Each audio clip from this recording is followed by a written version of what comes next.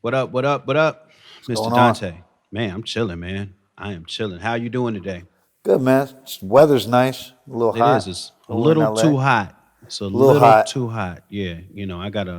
I got like a window unit air conditioner situation, man, and I be stressing that thing out when it get like this. I have And then, I have central air, but we've been remodeling one of the bedrooms, and that shit got hot in there yesterday. Working in there. yeah, man. Today we're gonna jump back in. I think last we left off, you were basically just leaving Tommy Boy, Yeah. and we should revisit that a little bit. So, Okay. how long were you at Tommy Boy before you left? A year and change. It was less than 2 years, and I left due to a series of events. I had been offered a job by a guy named Tim Carr, who's the guy who signed the Beasties to Capitol. And Hmm. Tim was I met Tim in a roundabout way. I met him in a crazy way, but me and Tim ended up becoming friends.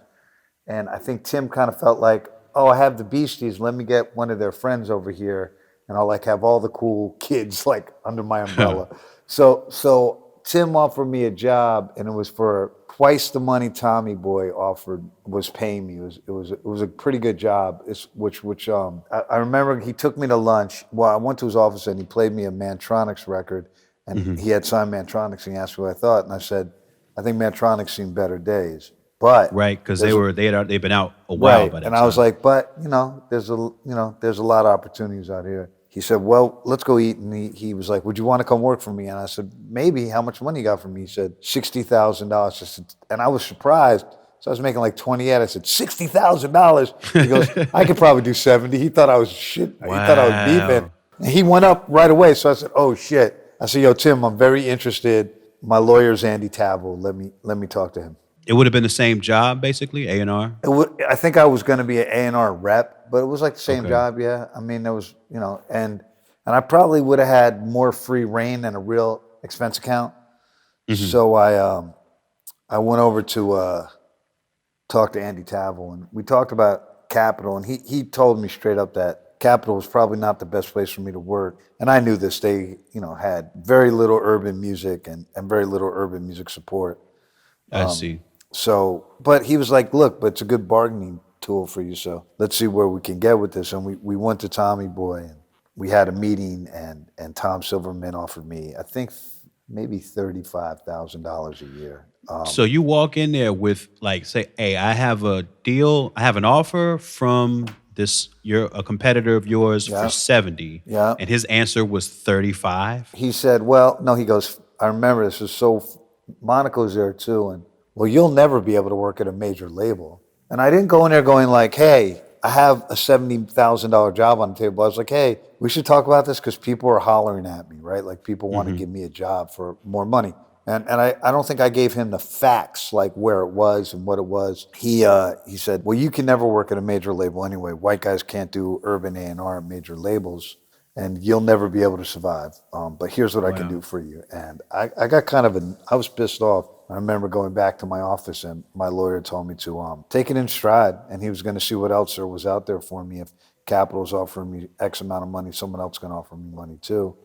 And Russell had already been in my ear to maybe go back to working at Def Jam, to go into work at Because Def Jam. are they scoping? Are Russell and Leor scoping what you're doing at Yeah, Tommy yeah, Boy, what you're yeah. bringing in? Leor and me kind of had a awkward relationship at that point. We're kind of like strained relationship because I remember he started managing De La, and that kind of like was that ruffled everyone's Right. feathers a little, and he kind of started like I remember him talking to me about De La and like talking down to me kind of. I was like, yo, Leor, like I was there before you were, like relax. And we had a tense relationship at that point. But me and Russell were cool, and Russell started hollering at me about maybe going to work there. Tommy Boy wasn't going to pay me the money that I should have been paid, so my lawyer rang a couple of bells. I knew this guy named Raul Roach at this. I guess he heard that I was looking for something. He worked at Elektra. He was a really nice guy. He's the son of Max Roach, which I thought Hmm. was cool. And I met a couple of like label heads. I remember I met with Barry Weiss at Jive, but that was like kind of like a parallel move.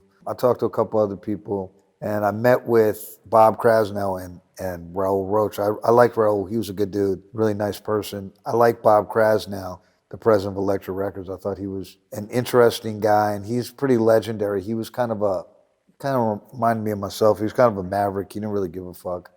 And somehow he made it work for him. And I remember when I met with him, he asked me like, so like he basically said like, I don't really know a lot about hip hop, but I know it's important.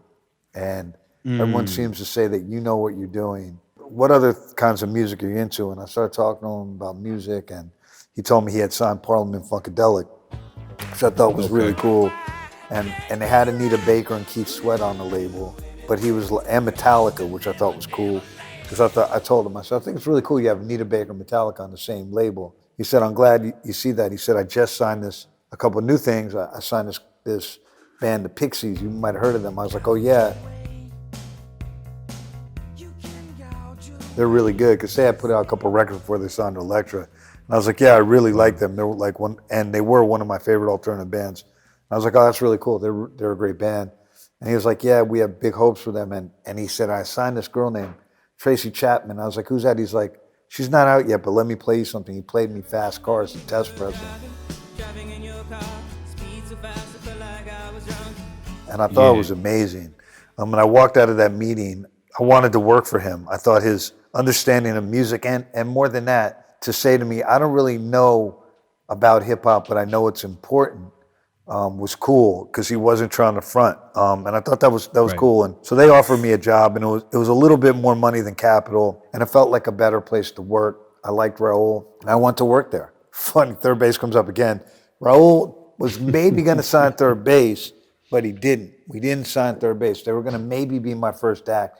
And he didn't think it was a great idea. And I get it. It was kind of weird. Like a white guy gets a job to sign A&R, an A&R job to sign rap groups, and the first group he signs is a white group. So I didn't sign third base. They didn't think we should do it. And I signed a girl named Shazzy who flopped. That was my first record, and I produced a lot of the record with my partners. It was kind of awkward, man. My first year was a struggle. I had a boss, a guy named Howard Thompson. He ran the A&R department. He didn't care for me much. His girlfriend managed my friend's band called Urban Blight, and he didn't like that band very much, and he wasn't very nice to me. He was English, and I want to say he had some issues with race and color and the genre of hip hop. He was pretty condescending.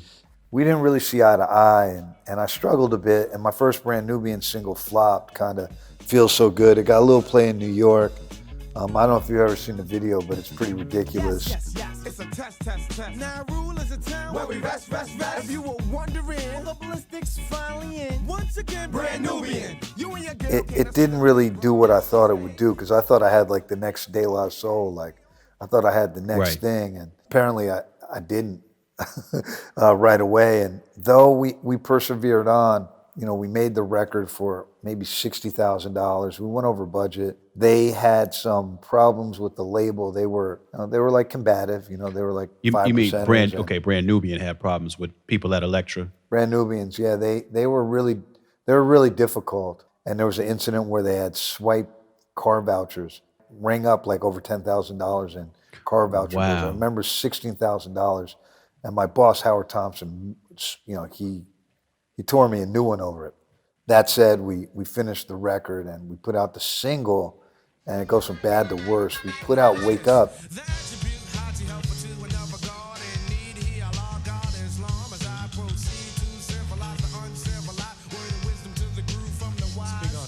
So it starts getting played on the radio, but the video gets it gets rejected by MTV, which was ironic because Fab Five Freddy directs it. Wow. But they took offense to the black guy and white face, which I thought was actually kind of cool, with the devil horns, who tries to sell him Tricknology, and we had to re-edit the video. I knew head of promotion, Ruben Rodriguez, at that point, and he did not care for the band. He didn't care for their messaging. He didn't like the fact that Chris Lighty and Leora managed them, and it was an uphill struggle. They put the record out in the fourth quarter of the year, which is where they put records out to die. Our record didn't die. It was a sleeper hit. It kept going and going and going and selling. And By the time we hit the next year, the record was having its biggest sales weeks. And this was organic. It wasn't due to any wonderful promotion program or plan initiated by my urban staff at Elektra Records. They were relatively negligent. And that caused more bad feelings between the band and the promo staff and myself. And I always kind of sided with the band. And after making that record, the Brand Nubians, which was a hard record to make, because Puba, kind of like decided he was going solo in the midst of the record. And that's why there's solo records on it. Though he never said it, but you could see it coming. And there was tension within the group, but there's also tension with the group and the label and with me at times. And I had to earn their trust. Jamar and Alamo in particular were skeptical. These guys were new to the 5% Nation, and you got a white Jewish kid who's your A&R guy, and Right. you're a new convert to a very militant form of unorthodox Islam, and it makes for some confrontation. So it wasn't easy, but I will say this, that I really worked hard for the band, and at some point in time, those guys saw how much I believed in them and how much I put myself on the line. And it was never a problem with Puba X. It was Jay and Alamo, but I won those guys over by just my dedication to the band. And I really felt while we were making the record that it was great. I knew we had a great record. Every time I'd play a song for anyone, they would all tell me how good it was. Whoever I played it for. The De La guys in Tribe were both fans. I played it for the guys at The Source. They loved it.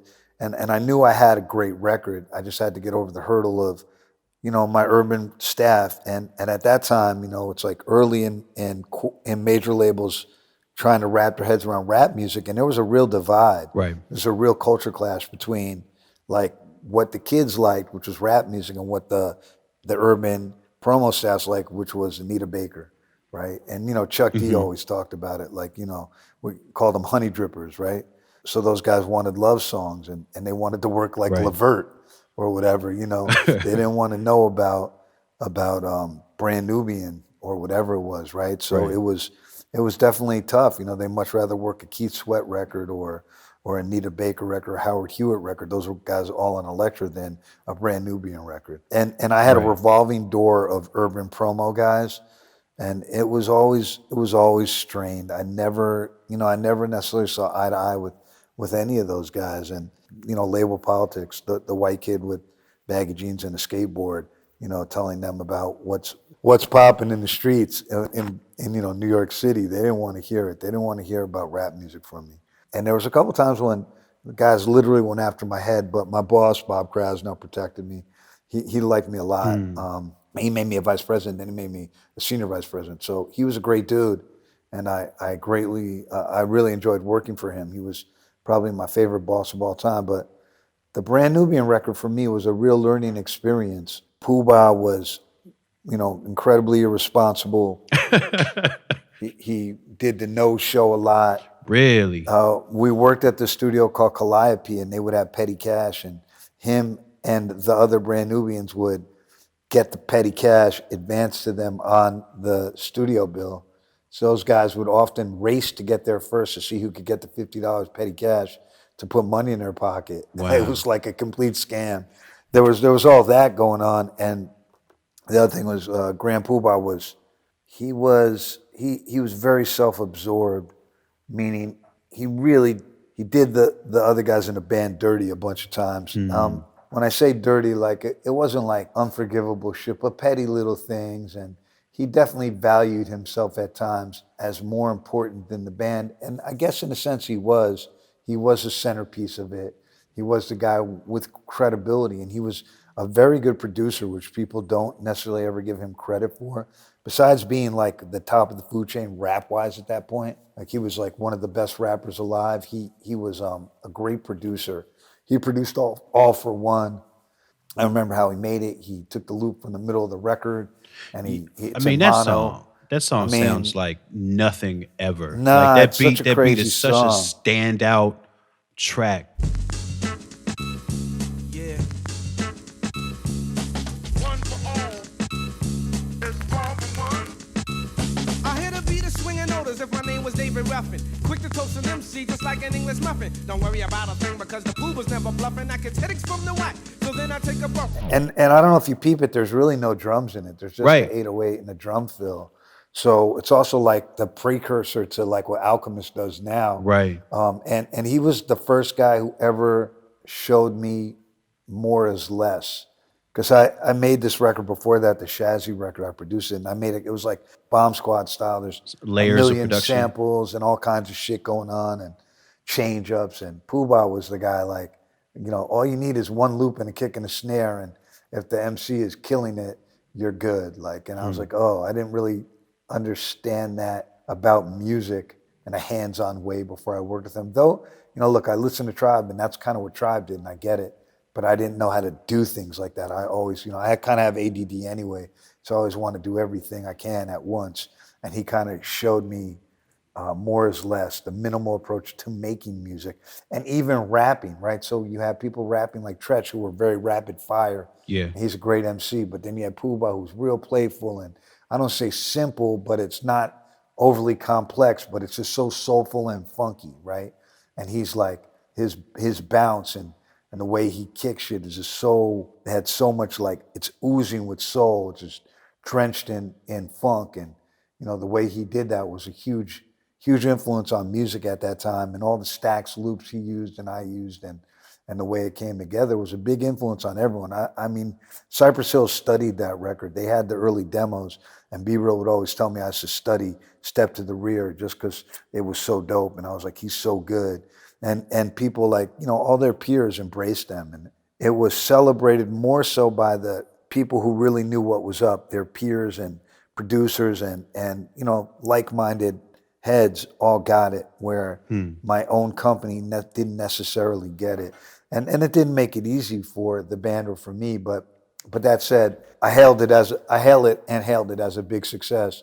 It changed my career, and I think it changed the landscape of rap music for a minute. And it's a New York classic. It's one of those records, and it also is kind of one of those records that like, it's a New York classic, meaning it didn't travel the way I hoped it had. Just to step back for a second, how was it that you came across Brand Nubian in the first place? So I knew Grand Puba from Masters of Ceremony. He was one of my favorite MCs. And while we were making even the De La record, we were very cognizant of how dope he was. He was, you know, if you knew about rap music, you knew how dope he was. And I would say that Masters of Ceremony are one of those groups that kind of walked the line from the old school to the new school.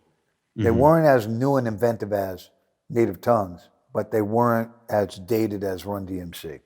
Gotcha. So they're kind of in the middle, and they were like a Latin Quarter group. They had a couple of New York hits, Sexy and Cracked Out. Those were like big records in New York. Yeah, Grand Puba Maxwell with the clientele. You see your homie? What's his name? Can't think of his name offhand. What's your man? My man. The funky 85 And I liked their album, and he was a standout on their album. I got to meet him. I want to say I met him at the Latin Quarters with Positive K. This is while you're still at Tommy Boy? Yeah. I wanted him to produce Latifah. I wanted him to do a dancehall record with her because I really liked Redder Posse on Masters of Ceremony. And they always, because they had Don Barron, they did a lot of stuff that had a kind of a dancehall vibe to it, like a tinge to it. And he was a good producer. I knew he produced the record. So I was like, Puba and Latifah, and she was with it, but we never made it happen. But in the process of trying to get that to happen, he brought me a Brand Nubian demo at Tommy Boy. And it was a song called Not Going Out Like That. It was off a James Brown sample. And it was dope, man. It was super dope. I had done that at Jazzy J's studio. I think it was the only song they had on there, and I wanted to sign him. You wanted to sign him to did. Tommy Boy at the time? I thought about signing him to Tommy, but I knew I was leaving. And I didn't know where I was going, though, which is funny. And I told Max, just bear with me for a minute. I'm going to take you where I'm going to go, and I promise you'll get a better deal than if you signed the Tommy Boy. And I remember Monica Lynch wanted to sign them, and she told me, I know, you know, she knew I was leaving. She said, I know you're going to leave, but I think it would be wrong for you to sign Grand Puba because you're meeting with him here. And I said, oh, I'm not going to sign Grand Puba. Don't worry about it. And I signed Brand Nubians. I didn't sign Grand Puba. Okay. I guess that worked out then. When you get to Elektra and you're starting to work with groups in the studio, or even more basic than that, did you have the exact same duties as when you worked at Tommy Boy, or did the relationship to you and the artist change in any way? It only changed because I knew what I was doing more.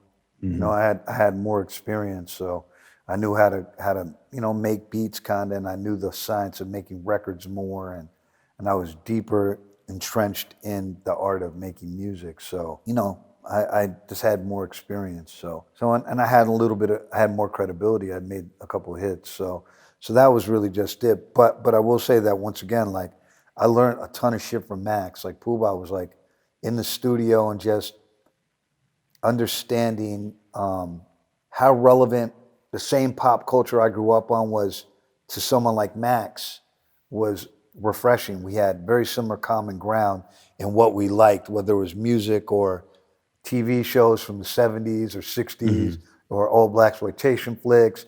We shared a similar sense of humor and had a lot of the same likes, whether it was old basketball shit or dressing a certain way, like wearing polo or all that. We had a lot of common sensibilities, which was interesting because we come from very different worlds.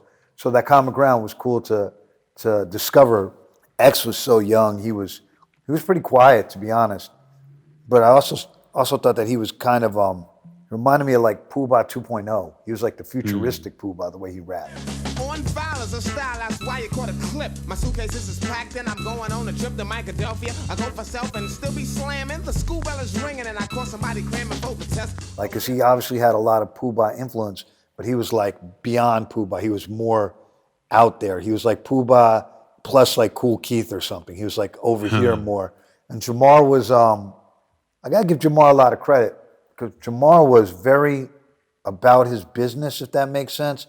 He was like the most responsible, I want to say the most militant, the way he lived his life, maybe the most difficult initially, but also maybe the hardest worker of all of them. I ended up having a lot of respect and I like him a lot as a person, and we became pretty good friends after we had a confrontation or two during the making of the album. And he actually, I want to say he did the Wake Up beat, but I think actually Puba did.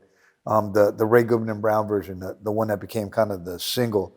And it was an odd dynamic, but it was fun. I had a lot of fun making that record. You're credited between you and Stimulated Dummies. You're credited as a producer, I think, on like 5 of these songs. Nah, I think there's 2. I think Just 2? I did on Puba later, but I did Wake Up, like one version of it, which is funny because it was the original version was Wake Up. And then I walked in the studio and they were redoing Wake Up over the Ray Goodman and Brown shit with the Roy Ayers sample. Right. And I remember being offended. I was like, fuck all that. You can't just go change my record. And me and Jamar had an argument about it that got pretty heated. People had to get between us and he probably would have kicked my ass. Going back to my theory of all good rappers can beat up the A&R guy. I was annoyed, but you know what? Like, I guess, not to pat myself on the back, when I heard it, after I got over my initial offense, I had to say it was better. It fit the band more. It was more unique and ethereal. It had a more unique feeling to it. And I had to support it. So, but I think I only did, if I'm not mistaken, I only did that and Step to the Rear on that album. And when I say I didn't really do Step to the Rear. My partner did it, and the Gibi Dejani, rest in peace, did it. And he did it out of necessity. We were in the studio, so I don't know how familiar you are with the way people used to record like back in the day, but it was a hassle to lock up your drum machine to tape, and the shit took a couple hours, man. It was never a fluid, simple process. So we had tracked out a song that I given Puba a beat tape, and he had picked it, and it was, I want to say it was Meet Me on the Battlefield,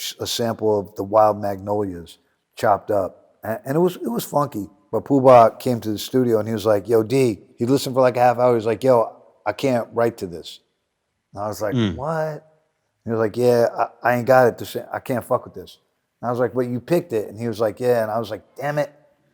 So. Right, because you're in the middle of tracking out a beat that takes hours. Yeah, I already tracked it. And I wanted to do a song on the album. Geeby, to his credit, was like, yo, let me play some shit. And he went right into the bag of discs. And he had the, I don't want to say what record it is, but he had the disc and he popped it in and he was the loop for a step to the rear. And he was like, oh, I'm fucking with that. There it is. And we put a kick and snare in it. And I found a little piano change up from another record. Dun, dun, dun, dun, and we put that in there.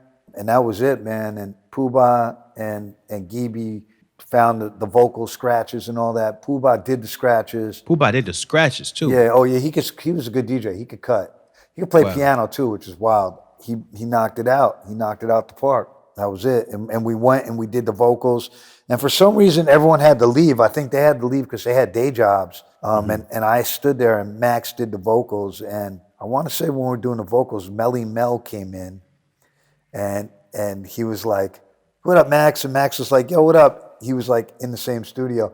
And when he left, Puba kept doing Melly Mel impersonations. He kept going, rah, rah, step to the rear, rah.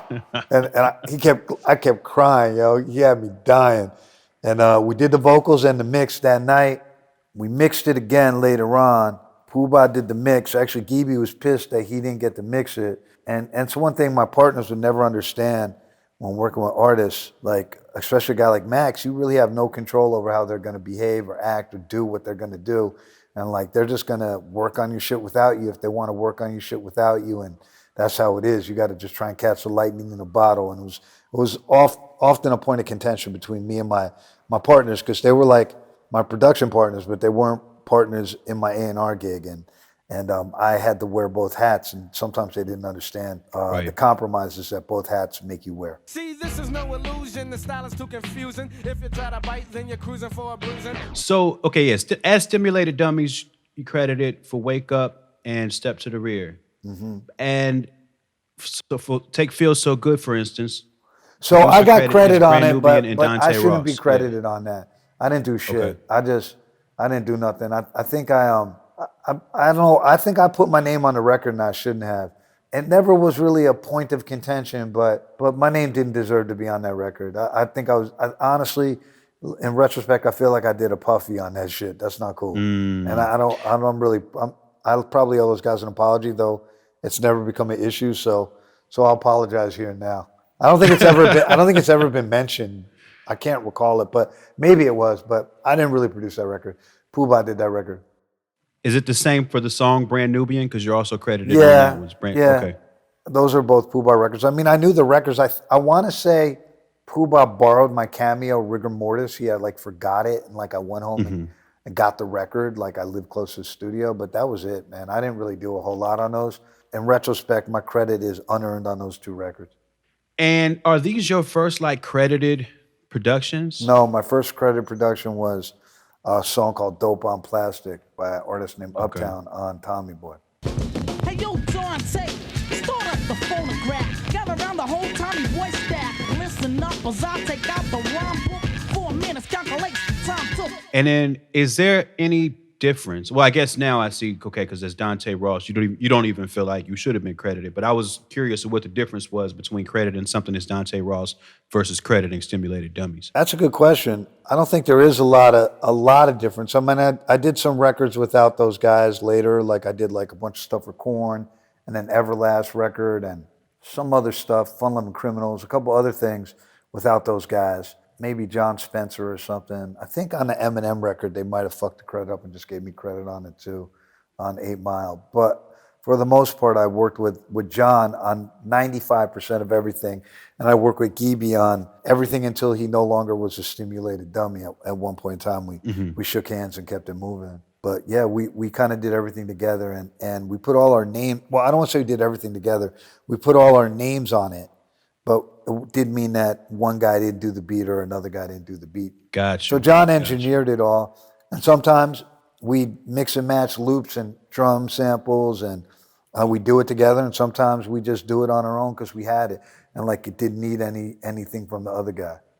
So I want to talk about All for One for a second. I know we touched on it earlier, just how amazing of a song that is. That's just dope. And so the album is released December 4th, And that's when 1990. that's when like Metallica or like that's when the big dogs come out. Bruce Springsteen, Right. Like you're not Right before the Right, they holidays, put it yeah. out there just to get it off the fucking release schedule. Right, Dead off ass. the books, They put it yeah. out for it to fail. And so I'm looking at the release date for the single All For One. It comes out September 5th, 1992. Almost 2 years later. All for one? No, I think your dates are wrong. Okay, I'm just looking at the Wikipedia, so that Yeah, could I be think those. I absolutely think incorrect. I think the 2 year wait is actually feels so good. I see. Okay, it's got here Brand Nubian released first as a single. I guess it's before the album. Brand Nubian and Feels So Good it has coming out before the album. And then Wake Up the week of the album release. That might make sense. I thought it was out a little earlier, but that makes sense because they're trying to drop that shit in the ocean. So they don't give a fuck. They're like, yeah, let's get rid of these annoying militant kids. And then it's got Slow Down March of 91. Yeah, because it turned around over the holidays and the start of the year, and it started moving. And I got to thank Red Alert, man. He was banging it, multiple album cuts, and it was in every car in New York City. Every car driving around New York City, that was the album. And that album rocked the whole summer. It had a good 6 to 8 month run on that record. And so I want to talk about Slow Down for a second. Yeah, Slow Down that's amazing. No one knows this, that Sadat did that. He did that beat. Yeah, he made the beat. I remember Wow. he borrowed my Ohio Players record, the Pain joint, for the drums. He was like, yo, you got that? And I was like, I always kind of had a crate of records at the studio. And I was like, yeah. I used to lock them up in this room. They used to let me keep a crate there. I just always had some odds and ends there. I was like, yeah, rock out. And I remember on the S900, he looped a beat and he made that joint. And then we had to clear it. Right. And it hadn't even been out that long, right? I think that song it was came out like current. 88. Nah, maybe even Yeah. 89. It was current. It was Yeah. pretty current. And that shows you the genius of Sadat X. He's seen it and he was like, I want to rock with that. I hear something that no one hears on it.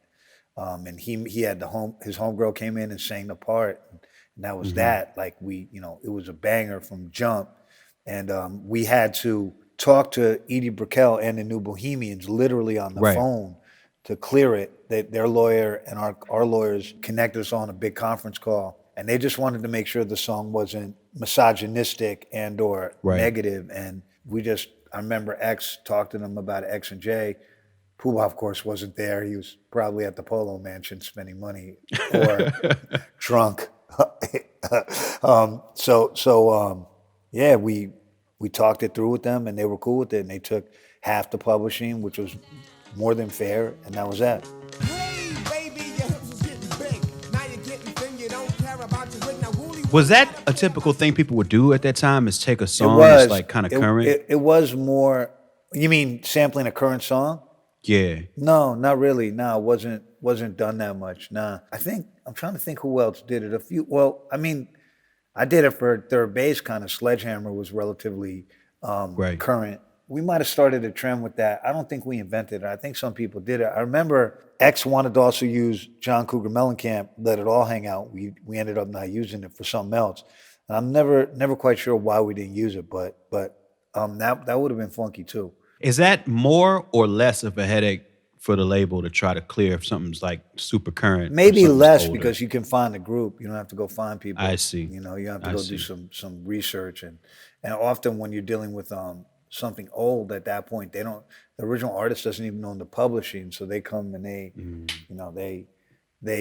you're dealing with a publisher who's like some guy who probably jerked the guy for the publishing. So Right. you might have Aaron Fuchs or someone on your back. So it's not. I think it's probably easier with the current group. Right, because that whoever steps in between, they're just chasing whatever bags can come with it. So they're trying to leverage all of that Right. against you when you're trying to clear it. Right. I mean, I see. there's another fiasco on that album. So Step to the Rear, we didn't clear it. And Lowell Folsom made a claim after I worked at the label, and the label gave him publishing on it. But I didn't sample Tramp by Lowell Folsom. That's not Tramp. It don't even sound like Tramp. So how does that work then? If you didn't do it and they've signed off on it, They cleared it behind my back. It's a point of contention that I've never gotten to the bottom of. wow. Yeah, they gave away my publishing and the whole shit. It's kind of crazy. Yeah, that's wild. I mean, there's so many instances of people, losing their publishing, for sampling somebody and not saying and not clearing it, or sampling somebody and getting away with it. But you don't usually hear Yeah, about. it's the only time I know it's ever happened. If you look at it, Lowell Folsom, and I remember seeing the paperwork way later, that Lowell Folsom made a claim, and I think they had a musicologist listen to it, and they said it was Tramp, but that's not Tramp. Don't even sound like Tramp to me. It's way slower for one. And speaking of Step to the Rear, I mean, it's a standout on the album. Yeah. And it's also, very much. We also made it in like eight, we made it in like a couple of minutes. It was like, I mean, it was, but it's like, it was funny, man. And Puba's just going off. Oh, he's just killing it. You know what I'm saying? He's just killing it the entire time. Man. And it's a standout record and it's a solo. So this, I imagine when you're starting to see him wanting to step into the solo spot. More and more, he kept saying to me, yo, I'm gonna do this one for the head. I'm gonna take this one to the head. Like he did it on the Who Can Get Busy Like This Man, right? I see. He's like, oh yeah, I'm going solo on that, right? And then he had Puba, Positive, and LG. Well, Positive's not even in the band, man, and the other members of the group ain't on the record. So it's you see it happening, it's coming. And by the time we do the Slow Down video, he doesn't want to be on screen with those dudes. He's like, yo, I don't want to be on, I'm gonna shoot my shit over here. Yeah, he was really him and Jay had some problems, and I don't really know what they were about. I think it was about Jay just not tolerating Max's nonsense, right? Like he's just like, I'm over the bullshit. The bullshit continued, and they're breaking up. I mean, and I remember like saying to Puba, like, yo, you don't have to quit Brand Nubian to do a solo record. You could do both. And he was like, yeah, whatever. He didn't want to hear it. Do you ever remember any conversations between them about him doing so much solo stuff on the record? I don't remember a direct conversation about them, but I had complaints from X and Jay about it. And, they would say that Puba would book all the studio time and not let him know and just go do like stuff like that. So that's what I mean by doing them dirty. He would like book sessions and not let them know there were sessions. So he was planning to do stuff solo. He had one foot out the door by the time the record came out. So how long after the record came out and was getting busy and getting acclaim would you say the group was officially broke up? I would say they were broke up maybe by June, July of that year officially, but by the time they shot the Slow Down video, you could tell the writing was on the wall. Max was very difficult. He's a genius, and with that level of talent, sometimes you get a lot of shit along with it, and we got a lot of bullshit that went along with it. Like Max is, he's my man, that's my brother. I love him, but he is, and I've told him it, so I don't have to hold back. He's a massive underachiever. He should be in the Hall of Fame, and now he's the guy who only people really know about, right? He's a guy who Tretch called the fiercest MC around on Guard Your Grill, and he was the rapper's rapper at that moment. Whether it was Q-Tip telling me he was the nicest, or Be Real telling me how much he fucked with him, or whoever it was, all of his peers held him in a place up here, and he never followed through on that potential to be one of the all-time greats. So, and it's all largely due to his the way he conducts himself. He's not that focused, and I always think like he's like that kid who could dunk in the schoolyard who never played ball. Right. The kid who like should have been in the NBA and he's not in the NBA. He should be in the Hall of Fame. The street ball legend. Right. Or the guy who like he made it to the league, but he wasn't that dude, and he was that dude in the street. So.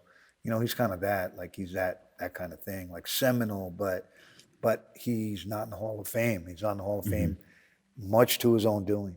So as they break up, and we're gonna get into that further next time we sit down, but as they break up, Puba starts working on a solo album, Brand Nubian starts working on an album without him, and they're both still on Elektra. So how do these deals, like, do they have to get reworked? Does Puba sign a new deal? Like, how does that work? We had options on both of them with Mini Maxes already set up. So X and J keep Brand Nubian, and I wonder if they had to stand behind the recoupment too of Brand Nubian. And what's really crazy is when I think about Brand Nubian first album, I've never seen a royalty check, nor have those guys to my knowledge, but that record costs nothing to make and has to be recouped. But for reasons unknown. It's got to be recouped, yeah. I know why, because the balance is spread out through all of their albums. And I think it's all one balance sheet for Puba and Brand Nubian. And Grand Puba spent an astronomical amount of money making 2000. So I I think see. that may be the reason why. And if that's not the official reason why, I'm sure the powers that be at WMG have somehow finessed that shit to look like that.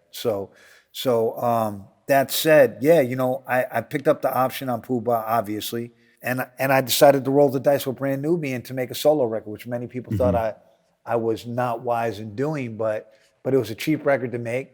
Jay was very focused. I loved what X was capable of doing. I thought that Jay and him had something, and they went and started to make the record, and it was really easy. They was like turnkey. I don't even remember going to many sessions for the record. I remember them playing me a lot of the songs, and I kind of trusted them to do a lot of it without my knee-deep involvement in it, and they made a great record. The one thing I remember doing is we had both versions of Punk's Jump Up, Diamond D's remix, which is actually the original version, and Punk's, which was the remix. And no one knows this, and the Lou Donaldson one, the Biddies in the BK Lounge, the one that's a hit with the Rocky horns.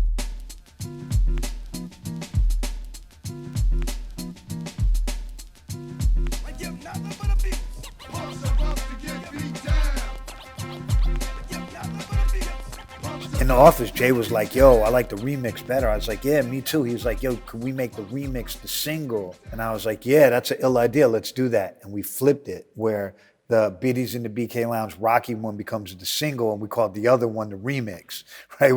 I don't think we ever talked to Diamond about it. I think we just did it. And hey, that was a hit record. Punk Jump Up. A lot of people got their gold chain stolen that record. Yeah, that shit was violent. Yeah. I bet that was the soundtrack to a lot of robberies. A violent record. It was ill though. I love that record. And you know what? So that record performed in a very similar way to one Reel to Reel. They kind of sold around the same amount, but I was endlessly more proud of Brand Nubian In God We Trust because the odds were against them. And yeah, they were more the underdog in the situation. And they were easier to deal with.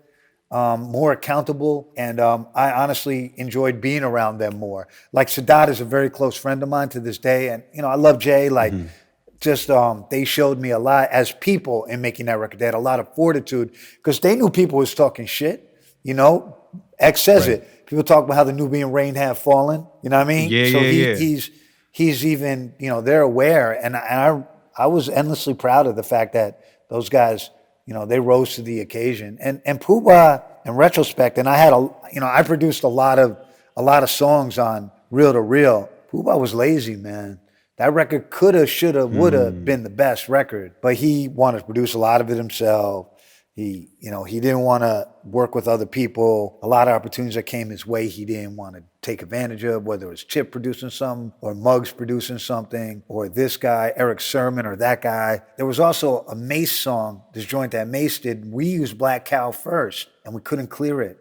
Steely Dan shot us down. That I think would have changed the outcome of that record. We had a song, I think it would have been a hit. And we also got denied on the Sarah Smile sample. Yeah, by Hall & Oates. Okay. And those two records may have changed the cumulative sales of that record. But who knows? I mean, Puba he didn't have huge choruses. He was kind of lazy.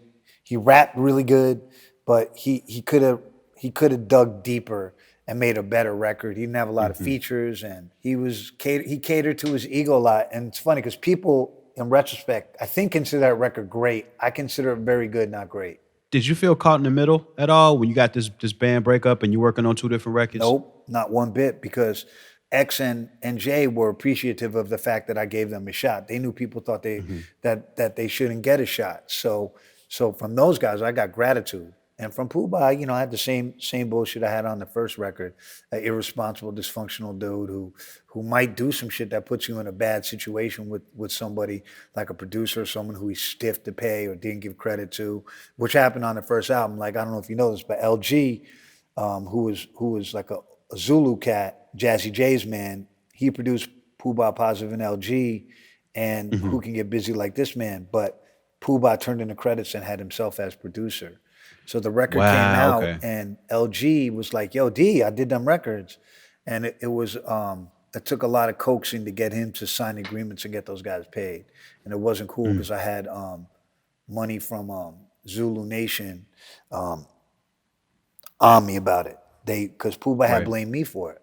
So he put, oh wow, Yeah, he so put he me threw in. you under He the put bus me in for the Zulu. yeah. But you know, like I knew a lot of them cats, and I just handled my Okay. business. I was like, nah, that's not what happened. I would never disrespect, like not at all. And they just gave me they gave me the time to fix it, and I fixed it.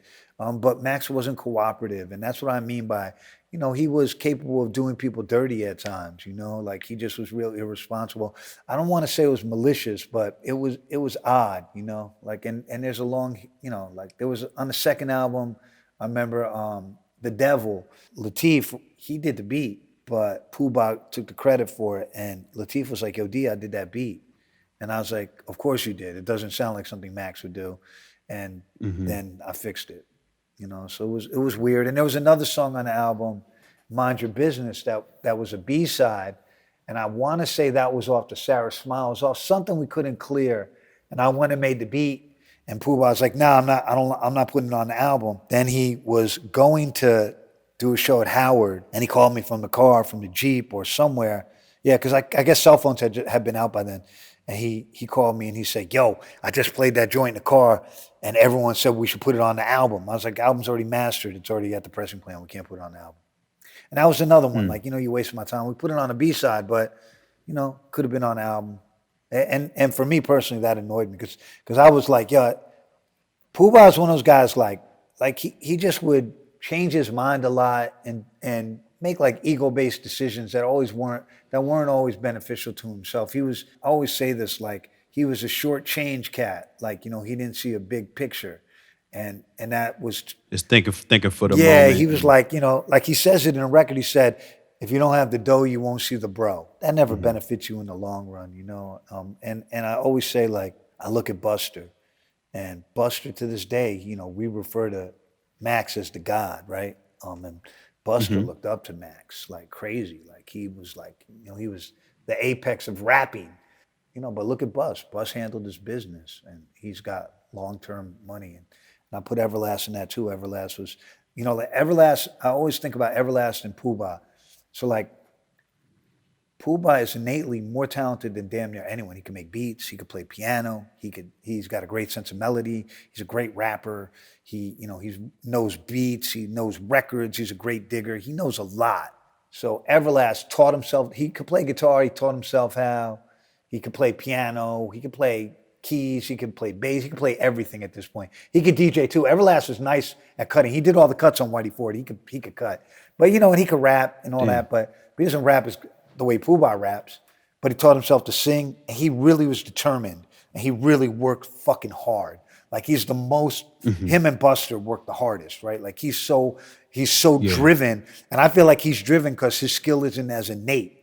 Pooh Bah's skill is so innate that he doesn't try that hard, and therefore you see the end results. And one guy like is a multiple, he has money his whole life. His children will have money, right? And Max, I can't say the same thing.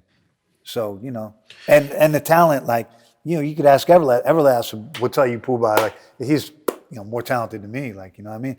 I don't want to say more talented, but, he's a natural. Yeah. And the natural works against him when it comes to applying himself. Sometimes they'll say that same thing about people like in the yeah. NBA. Like the guys that Darius work Miles. real hard.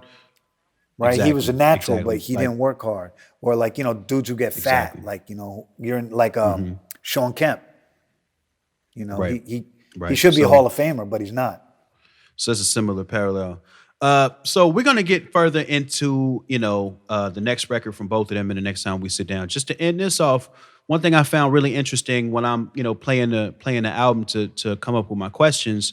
So just having these conversations with people, it's got me a lot more attuned to like the business of albums. So I scroll down to the bottom in Spotify and I see that the copyright for the album is attributed to Tommy Boy, which I thought was wild They bought interesting. Well, They ended up Tom with it. also, like I did a deal with Tom where he licensed my royalty for 10 years on Whitey Ford for a lot of money. And he used that for his valuation when he sold the company. Oh, right. So it inflates the value of the 100%. company. So when he sells, that And he makes sense. acquired That Brand makes Nubian sense. and a lot of the old Elektra catalog along the way. Which you know, like, look, Wow. part of me is like, man, that fucking guy, and the part of me is like, you know what? He played the game well. He got $100 did. million. I mean, look, if it frees De La's music up, great, you know? Yeah. The guy's smart, man. I would have never thought he would walk away with $100 million at the end of the day. He also had a hedge fund investor that helped him do it. So when you hear that he got $100 million, he didn't put $100 million in his pocket. He has an investor, Mm-hmm. and but he probably put 20 million in his pocket, 25. Yeah, so. Right. Hey, Which is Monica still Lynch built amazing. that label, and I don't think she got any of it. Well, that's not great. That's not No, good at that all. sucks. I mean, Jesus. capitalism. Yeah. Yeah. Damn. I guess, as they say, it's the plight of being a worker versus an owner, right? Yeah, and you know, like Monica and me to an extent, I'm kind of like that sometimes. I've been a worker a lot, and I try to change that mentality the last decade or so. So That's real. Well, it's wonderful to hear about this first album. It's dope. We're in a dope position in your story because, we can look back now and say that your tenure here at Elektra starts to be responsible for one of the greatest eras in hip hop, So it's dope to start to get into this and get into you with Elektra, and it all starts with Brand Nubian. So and it all ends with Pete Rock's Instagram. Thanks for watching that, and if you dug that, leave a thumbs up and say what up in the comments, and make sure to subscribe to Stony Island Audio for more.